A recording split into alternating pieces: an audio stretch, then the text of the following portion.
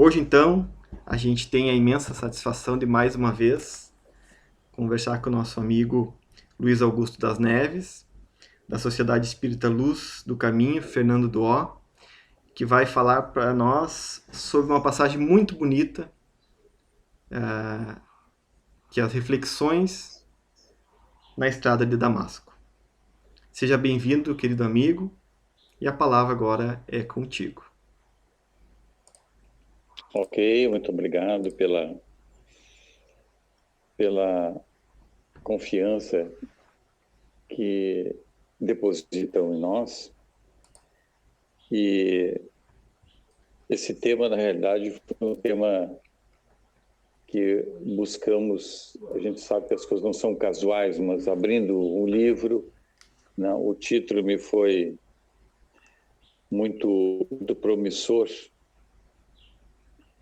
E então fizemos, né, uma contextualização desse título, né, Reflexões de Damasco, que na realidade é do livro O Evangelho por Emmanuel, do Atos dos Apóstolos, lá na página 183, e o título é o mesmo. Mas na época de hoje, acreditamos que isso seja algo que possa tocar em nós, para a gente fazer uma reflexão, um pensamento, né? Analisar como é que está a nossa vida dentro dessa situação que o mundo inteiro está passando, não só no Brasil, mas o mundo inteiro. Então, nós vamos trazer aos irmãos algumas coisas que interpretamos como sendo o ponto de Damasco, ou, como nos diz Fritz Job Capra, o ponto de mutação. É um livro que ele escreveu, né? De alguns elementos que estavam à época com Jesus e que fizeram a sua modificação e que buscaram interiormente no mestre aquele apoio necessário para a sua própria modificação. Obviamente que, se nós pensarmos na qualidade de espíritos, né, esses que nós vamos citar, e de certo existem outros que se poderia pensar, né, são espíritos que já estavam preparados para sentir a presença e a palavra de Jesus e modificar-se, né, porque nada ocorre de uma hora para outra. Mas vamos ver alguns aqui. Como, por exemplo, um dos apóstolos mais próximos de Jesus, né, Pedro, e aquela passagem que está lá no Evangelho, que Jesus pergunta aos apóstolos, né, quem dizem que é o Filho do Homem? E aí uns dizem, né, que é Elias, um dos profetas que voltaram, coisa e tal, e que a gente lê lá no Evangelho. E Pedro, ele diz, tu és o mestre, o filho de Deus. E aí Jesus olha para ele e diz, não foi a carne, não foi o sangue que te revelou isto, mas sim o meu Pai que está nos céus. Essa é uma passagem que mostra a capacidade espiritual de Pedro, né? Apesar da sua impetuosidade, da sua grande personalidade, né? Ele teve essa visão, né? Mas, ao mesmo tempo, nós podemos também analisar um outro ponto em Pedro, que foi a negação do mestre, né? Parece que é contraditório aquele momento em que ele acredita no mestre, dizendo que ele era o filho de Deus vindo, né? E, no entanto, naquele momento exato que ele teria que provar a sua fé, a sua força na sua capacidade da aprendizagem que ele teve com Jesus, ele vai negar o mestre, né? Mas nos fala Amélia Rodrigues, o qual eu tenho lido bastante, gosto muito das passagens dela, né? Ela diz que a consciência de Pedro, naquele momento em que ele nega o mestre e o mestre olha para ele num olhar assim, não de julgamento, né? Faz com que ele tome uma outra ideia, né? Que desperte a consciência dele especificamente. Tanto é que depois nós vamos ver que a história de Pedro é belíssima, né? É belíssima.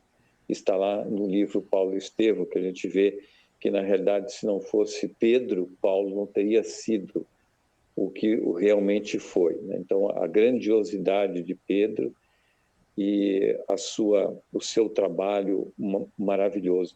Mas foi naquele exato momento, né, em que ele viu o mestre naquela condição da ignomínia, né, e ele sentiu que ele não poderia absolutamente negar absolutamente negar o mestre. Negou, mas a sua consciência lhe chamou e a partir dali ele foi o agregador, né, dos apóstolos que estavam naquele momento. Também nós vimos outra passagem que é muito interessante, é de Maria de Magdala, né, a apóstola de Jesus, né, aquela mulher que era uma mulher riquíssima, muito bela, riquíssima daquela região de Magdala, né? Mas no seu íntimo, né? Na sua vida íntima, aquilo não lhe servia ainda mais, né? Não tinha mais por que seguir aquela vida, né? Então ela vai conversar com a serviçal, porque a sua serviçal ela sabia, já havia ido ver o mestre, né, ver as atitudes do mestre. Então, chegou um determinado momento em que ela vai conversar, ela pergunta para a sua serviçal, né, quem era aquele homem, quem era o mestre, né, se ele a receberia, né? Tamanha era a vontade dela intrínseca, né, no seu espírito, né, de sair daquela situação em que ela vivia, né? Porque aquilo podia alimentar o corpo, mas não lhe alimentava a alma, né? E aí então ela vai conversar com Jesus, tem uma longa conversa com Jesus, e a partir dali ela vai ser aquela grandiosa apóstola, né? Embora os apóstolos homens, né, a rejeitem até lá o final da vida de Jesus na Terra, né? Mas ela segue forte e segue ainda mais, né? Ainda mais ela segue depois da morte de Jesus, ela vai trabalhar com os leprosos e torna-se uma leprosa também e ali desencarna. Mas o interessante é que naquele momento, né, a figura da estrada de Damasco é aquele momento da virada, né, do comportamento. E a virada do comportamento de Maria de Magdala foi exatamente ela conversar com a sua serviçal, para que aquele momento dela, né, lhe alimentasse a alma e depois fosse conversar com Jesus, e aí sim ela se tornou uma seguidora. Nós vimos também a situação de Mateus, né? Mateus era um coletor de impostos naquela época, né? Tinha lá o seu escritório com as portas abertas, e ele via o mestre passar, e certa vez o mestre chegou e parou à frente da casa dele, do escritório dele, olhou para ele, né? Mãe não disse nada, absolutamente nada, mas o Mateus sentiu assim que aquele homem que estava ali não era um homem qualquer, era alguém um pouco diferente que nunca tinha aparecido naquela região. E o mestre vai embora e Mateus continua o seu trabalho, né? Quando numa segunda vez, Jesus chega, né, ao escritório de Mateus, né? E aí ele recebe o mestre, né, naquele seu local de trabalho. O mestre entra e ele relata posteriormente, na verdade, Amélia Rodrigues, que relata por ele, né, dizendo que uma luz enorme entrou naquela sala ali.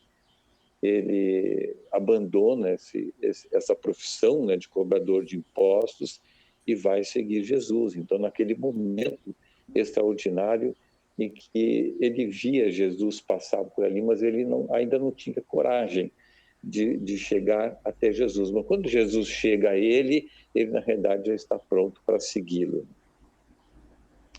Depois nós vimos a questão de Zaqueu, né? Zaqueu é interessante, Zaqueu, aquele homem pequenininho que queria ver o mestre e via que vinha uma turba na volta do mestre, de forma que ele não conseguiria chegar aonde o mestre estava, né? Então ele sobe na árvore, né? como a gente vê. E quando Jesus passa, e Jesus é que percebe ele, na realidade, isso já vinha de longe, né? Zaqueu, desça da árvore e vá preparar a janta, porque eu vou jantar na sua casa, né? E aí o Zaqueu conta para ele, embora o Zaqueu fosse também um coletor de impostos, né, do império daquela época, ele dizia que ele não tentava prejudicar ninguém, e tudo, inclusive, e tudo a mais que ele conseguia, ele distribuía aos pobres, né? Então, ele já tinha, na realidade, uma concepção de uma vida de auxílio aos necessitados, né? Zaqueu não era aquele cobrador de impostos que judeu, né, que enriqueceu, que não dava importância nenhuma para os seus conterrâneos, né? Ele distribuía algum dinheiro, de certo dinheiro, alimentos que lhe sobrava. E aí Jesus vai dizer, não, hoje entrou um anjo nessa sua casa. Então, a partir dali também, embora ele continue, né, continue a tarefa que lhe dava o emprego na terra, ele era um dos que acreditava na palavra de Jesus, exatamente naquele momento de que Jesus houvera visto ele na árvore, né, e foi jantar na sua casa. Né?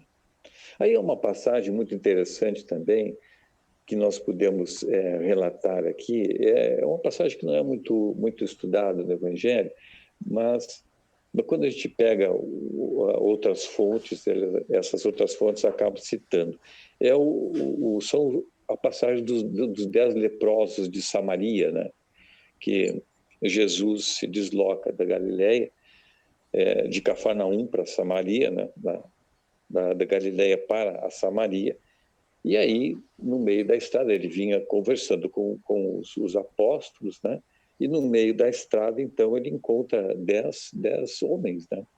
Jovens, na realidade, não eram muito velhos, meia idade, né? Um pouco menos de meia idade, mas estavam leprosos, né? Não podiam se aproximar das pessoas.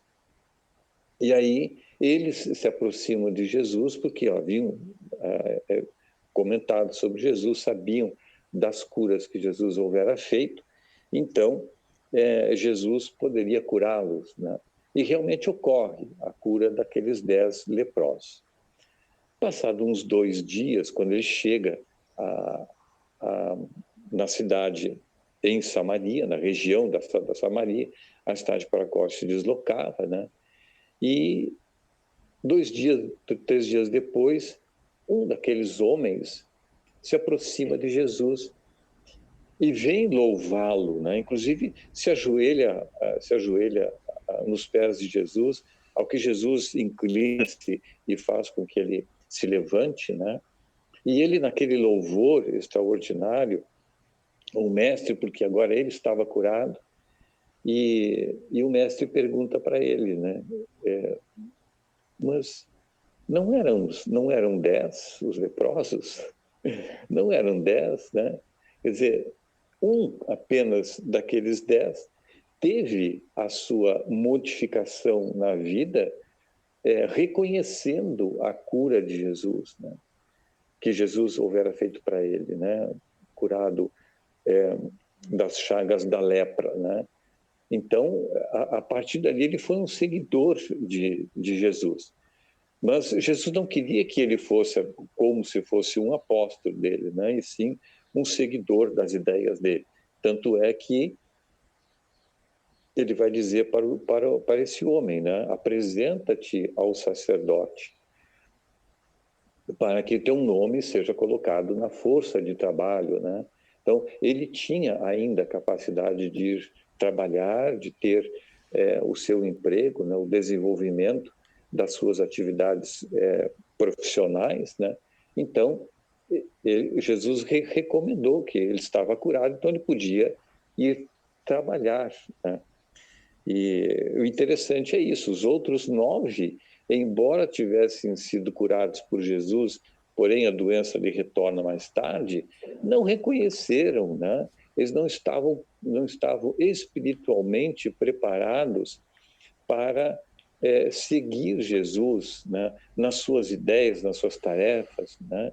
Na divulgação do pensamento de Jesus, mas aquele era o que estava preparado espiritualmente para isso. Os outros seguiram a sua vida, né? Bem, depois nós vimos aí, já vimos a morte de Jesus, né? E já vamos ver Tomé. Tomé é aquela figura bem diferente dos demais apóstolos, tá? Porque Jesus se apresentou aos apóstolos, né? Materializou-se aos apóstolos, e Tomé não estava naquele momento. Mas depois ele se materializa numa segunda vez, e Tomé está ali, mas para ele crer, ele tinha que colocar o dedo nas chagas de Jesus, né? Onde tinha sido colocado os pregos na cruz, né? Então, para ver, para crer, quer dizer, ficou esse pensamento para o resto da humanidade, né? Então, Tomé não estava preparado ainda, mas ele teve a sua revolução, né? No momento em que ele reconheceu o Cristo verdadeiramente, né?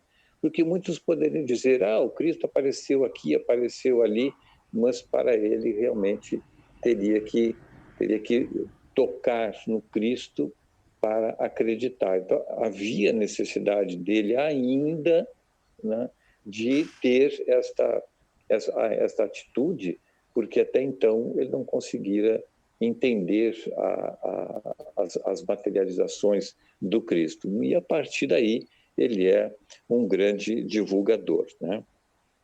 Bem, também nós vimos uma passagem muito bonita no livro Há 2000 anos, os irmãos já devem ter lido esse livro, né? E a gente vai ver o Públio Lentulus, né? Como ele era renitente, né? Aquela criatura do Império Romano, né? Muito fechado em si, né? Não admitindo as atividades do mestre, e é colocado junto do mestre, né? Exatamente para vigiar o mestre. A gente vê muito bem naquele livro, né? Mas ele vem a perder Lívia, né? Infelizmente, a Lívia é queimada junto com os outros cristãos na arena, né? E aquilo lhe faz com que aquilo mexe a vida dele, né? E já para o final da história de vida dele, que é o final do livro, né? Há 2000 anos, há o relato por Emmanuel de que, por ele mesmo, né?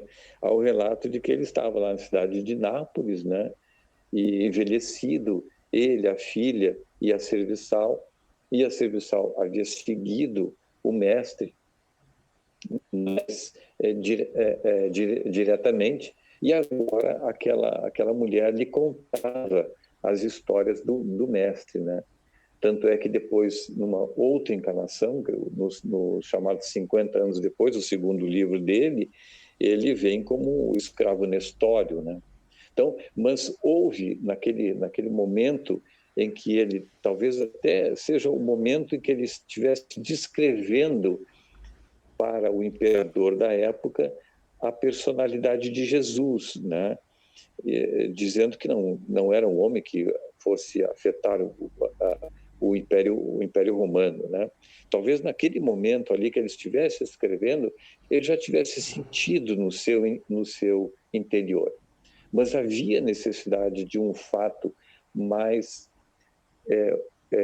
proeminente na vida dele, foi o fato de que Lívia havia morrido. Exatamente naquele momento em que ele iria mostrar para ela, né, a sua capacidade como senador Publius Lentulus naquela época, né? Bem, então aí nós vimos também uma outra figura, né, que nós podemos citar, que é Cornélios, né, o chamado centurião que viu Jesus, né?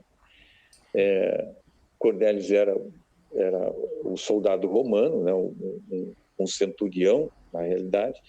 Ele dirigia uma centúria de soldados, né, responsável de centúria de soldados, e foi exatamente aquele designado a ir prender Jesus no Monte das Oliveiras.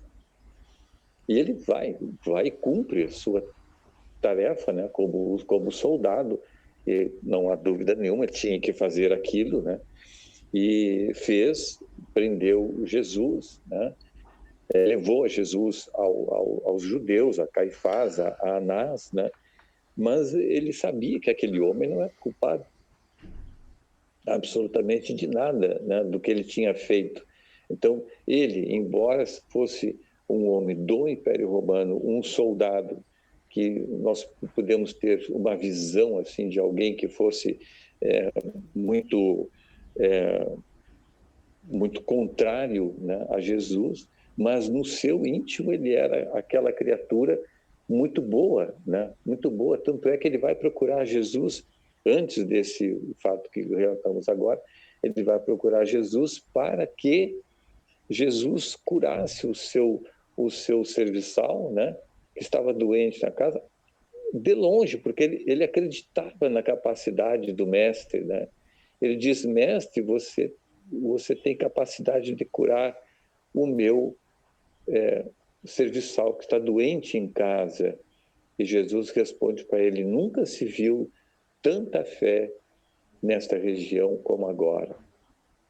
E obviamente que Jesus diz para ele, né, vá para a sua casa porque o seu serviçal já está curado.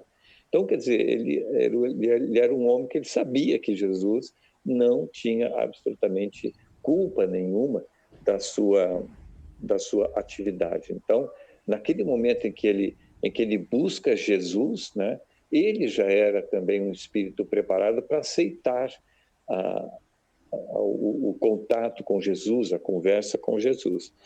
E aí, então, né, quando Jesus é preso e vai para a prisão mesmo, né, ele diz para o mestre: mestre, vamos trocar de lugar.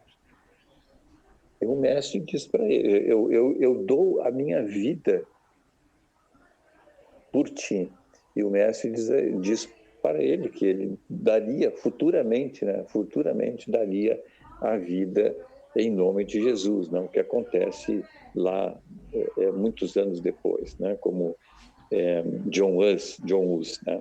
Bem, então também é uma outra passagem que a gente vê que de um momento para o outro aquela criatura, embora ele fosse um soldado, ele também tinha a sua capacidade de expressar o pensamento do mestre, né?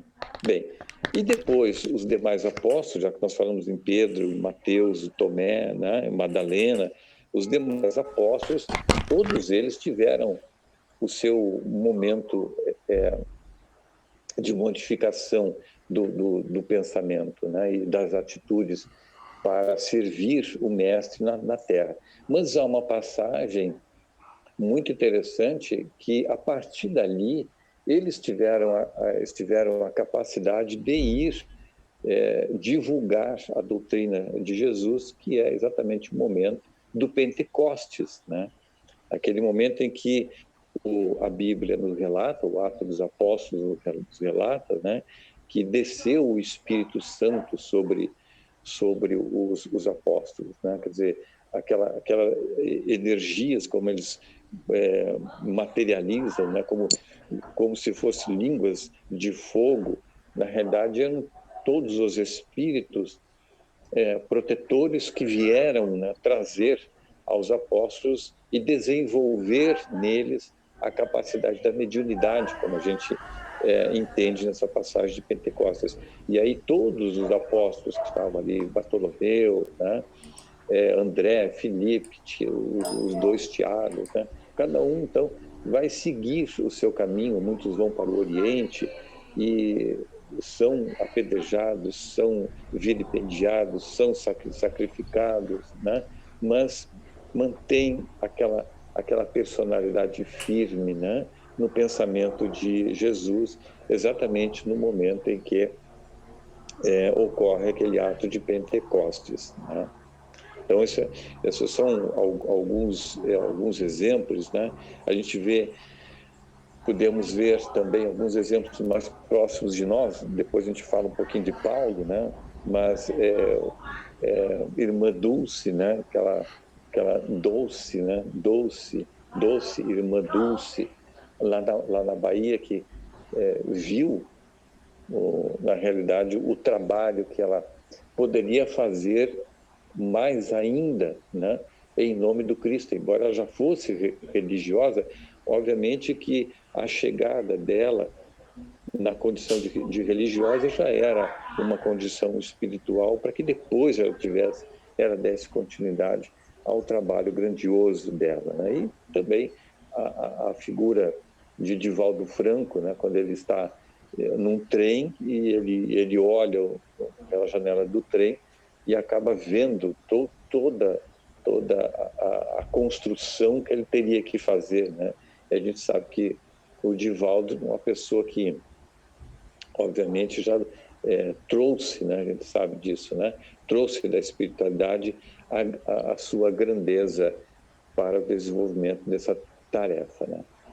Mas vamos a Paulo, né? Paulo, aquela figura icônica, né, para nós, né? Então, é interessante que do livro Paulo Estevão, o autor dessa compilação aqui, que é o Saulo César Ribeiro da Silva, da Federação Espírita Brasileira, né, compilou.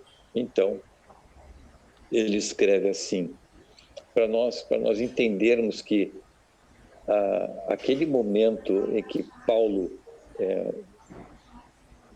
sofreu aquela ação de Jesus, né? E a partir dali ele diz: Mestre, o que desejas de mim, né? Emmanuel cita assim: aqueles 3 dias de Damasco foram de rigorosa disciplina espiritual. Sua personalidade dinâmica havia estabelecido uma trégua às atividades mundanas para examinar os erros do passado, as dificuldades do presente e as realizações do futuro. Então a gente sabe que o Saulo ficou cego, né? É uma cegueira projetada no corpo, mas é uma cegueira do ponto de vista psicológico, né? E os soldados o levam, né? Aqueles que estavam junto com ele levam para uma estalagem na cidade de Damasco e ele vai esperar Ananias, né? Mas o interessante é que Ananias não veio em seguida, ele só veio 3 dias depois. Então, a gente vê aí que havia necessidade de que o Saulo sentisse aquele momento de dificuldade, né? De dor, da luta que ele, do que era para o que ele poderia ser a partir de então, né? Então era um entrechoque de ideias, né? O que ele diz aqui, né? 3 dias de trégua às atividades mundanas para examinar os erros do passado. Na realidade, não se pode compreender que ele tenha errado. Não. Na minha visão, obviamente, ele não errou. Ele queria cumprir, né, cumprir seriamente, porque ele era um homem dessa capacidade, os princípios mosaicos, né, para com todos da região, né, inclusive a perseguição aos cristãos, né? Então, quer dizer, ele queria fazer o que era certo para a época, porém, na visão crística, né? Na visão do Cristo, melhor dizendo, né? Isso não era o certo, perseguir aquelas criaturas que estavam se voltando para um outro pensamento, né? E ele também agora estava se modificando. Então, as atividades mundanas, as atividades profissionais dele, como Saulo, né, pararam, né, e ele passou a examinar, então, o que ele havia feito até então, o que ele estava fazendo naquele momento, então, as dificuldades do presente. Quer dizer, ele caiu do cavalo, ele viu o Cristo, ele falou com o Cristo, aquele que ele condenava, né, que ele perseguia e perseguia os seus discípulos, e agora ele era um discípulo, né? E depois o pensamento, o que vai ser agora para o meu futuro? Se eu me entrego ao Cristo, o que vai ser o meu futuro? Então, realmente existia uma luta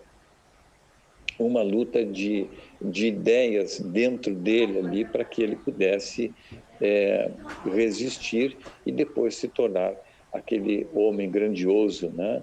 O apóstolo verdadeiro de Jesus, né? E divulgar a doutrina de Jesus como ele fez através das cartas, né? E lembrando já a questão de uma carta, aquela carta, a primeira carta aos Coríntios, em que ele mesmo vai escrever, né? Paulo vai citar ali vai fazer uma citação, né? Essa primeira carta aos Coríntios é que fala lá no Evangelho, se eu soubesse falar a língua dos homens e dos anjos, né? Então, mais adiante daquele trecho que está no Evangelho segundo o Espiritismo, ele vai escrever assim, ó: quando eu era criança, pensava como criança. Agora que eu sou adulto, penso como adulto. Então aí a gente vê que, claro, essa época que ele já está escrevendo as cartas, ele é um seguidor do Cristo plenamente, né? Como ele vai dizer, não sou eu que vivo, é o Cristo que vive em mim. Então, ele se coloca na condição de criança, que era aquela condição do passado, mas agora ele era um adulto, né? Não um adulto na condição física, mas um adulto na condição espiritual. Então ele tem que pensar como adulto, né? Como adulto que era na sua condição espiritual, né? Então, quer dizer, foi aquela luta realmente que ele teve, né? Bem, depois, mais adiante, Emmanuel vai dizer assim: agora compreendia aquele Cristo que viera ao mundo principalmente para os desventurados e tristes de coração. Então, agora o Paulo, né, depois de sofrer aquele momento doloroso dele, né, do momento de Damasco, vamos dizer assim, ele compreendia quem era o Cristo, né? Para que ele pudesse, então, dar o seguimento às suas atividades como cristão agora, né?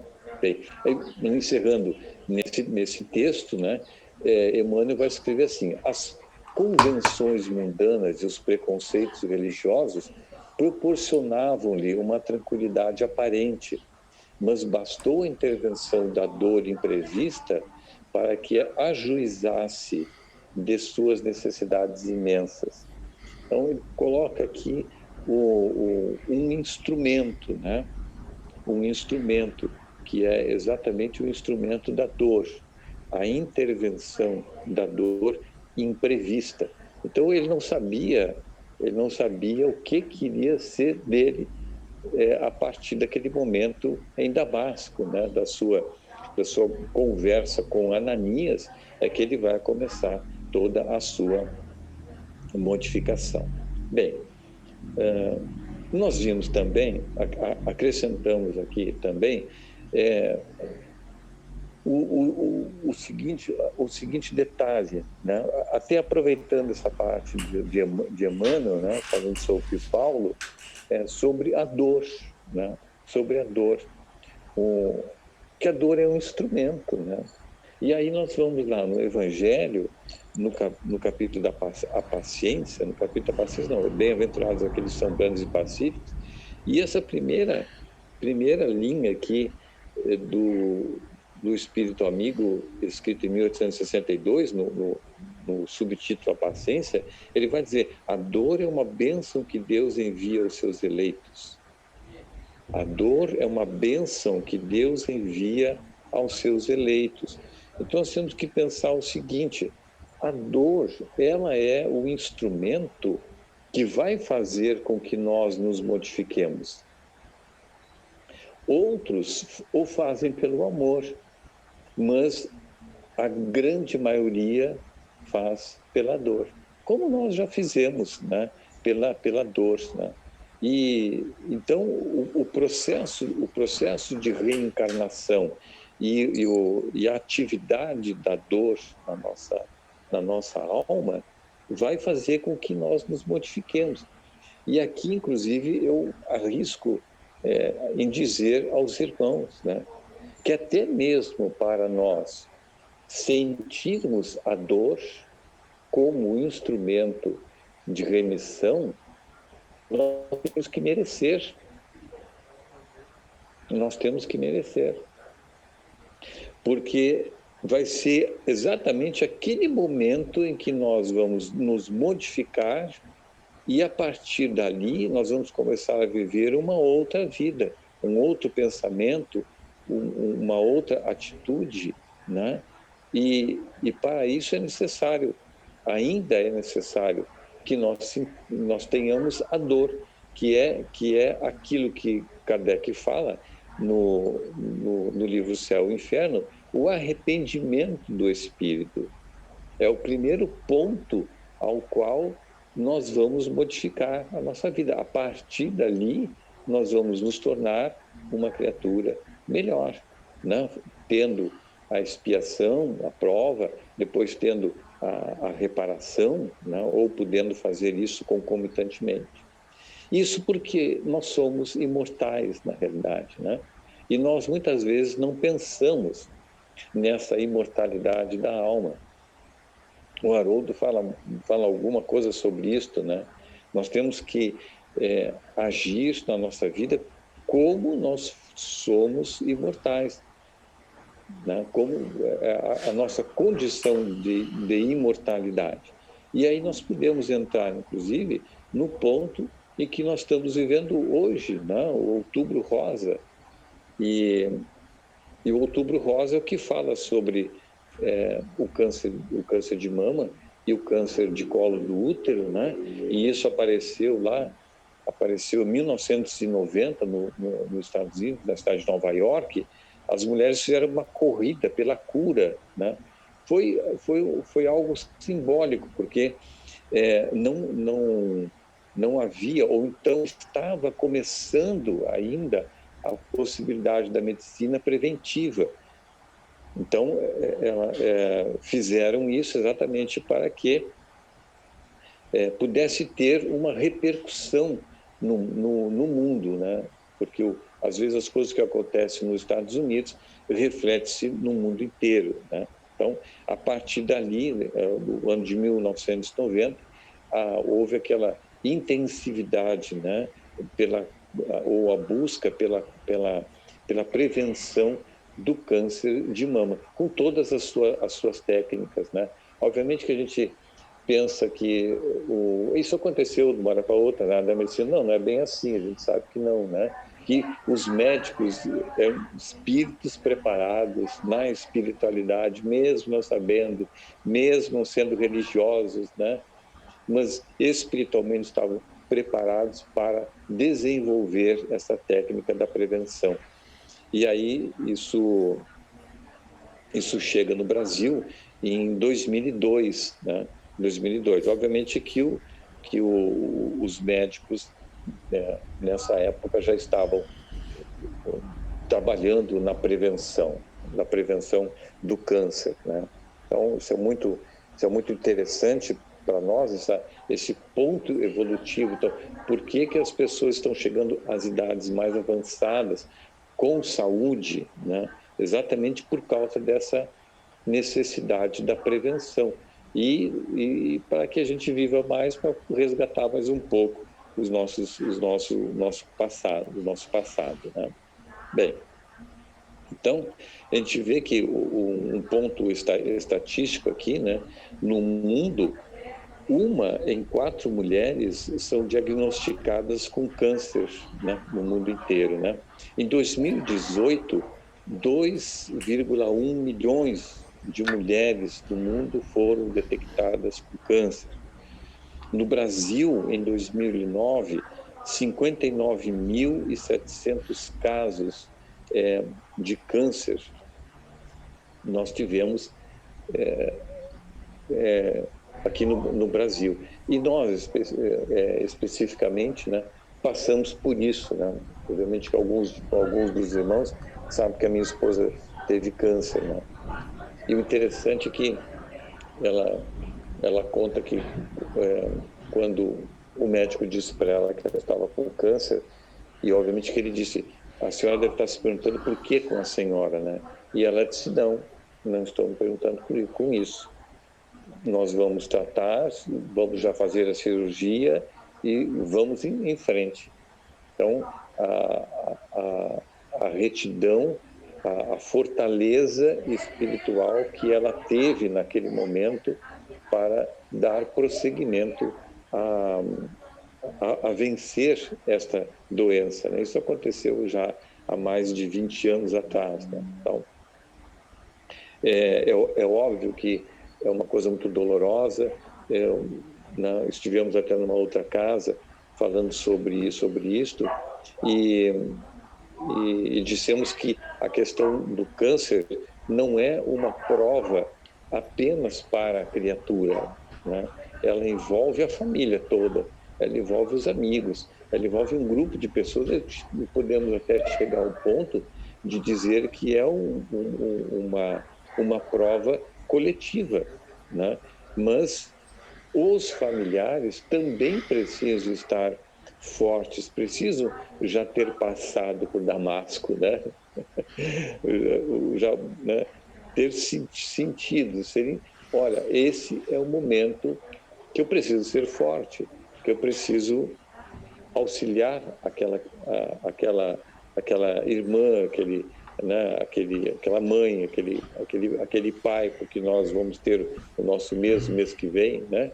Ou não obrigatoriamente um mês para que essas coisas aconteçam, mas quando acontece na família, né? Os demais familiares têm que serem fortes, têm que serem firmes, têm que serem decididos também, para que aquela pessoa que está sofrendo diretamente encontre em nós o pensamento